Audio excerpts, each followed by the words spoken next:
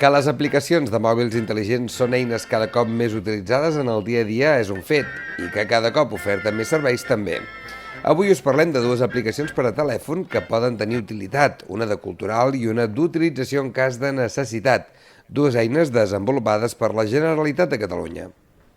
Parlem primer de l'aplicació Visit Museum. Aquesta és una aplicació que té per objectiu posar a l'abast la informació de les exposicions permanents dels diversos museus de Catalunya de manera gratuïta i en 5 idiomes: català, aranès, castellà, anglès i francès. També té una funció com a eina de suport al recorregut que el visitant fa en aquest museu. En el cas de Lloret de Mar, l'APP recull la informació sobre Can Saragossa i la Casa del Mar, a més de Santa Clotilde o bé el Castell de Sant Joan.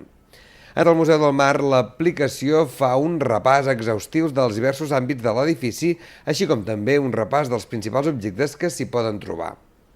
L'aplicació de la Generalitat que s'oferta des d'aquest estiu conté ara mateix fins a 113 equipaments museístics de tota Catalunya. És previst que l'any que ve s'incorporin la totalitat dels equipaments culturals museístics del país. I la segona aplicació que us presentem avui, una que connecta directament amb el Servei d'Emergències de la Generalitat, My 112. Aquesta és una aplicació que ha posat en marxa la Conselleria d'Interior i que permet geolocalitzar les persones que es troben en una situació d'emergència. A través del mòbil, l'aplicació activa la trucada i en paral·lel envia de forma automàtica les coordenades a la centraleta del 112.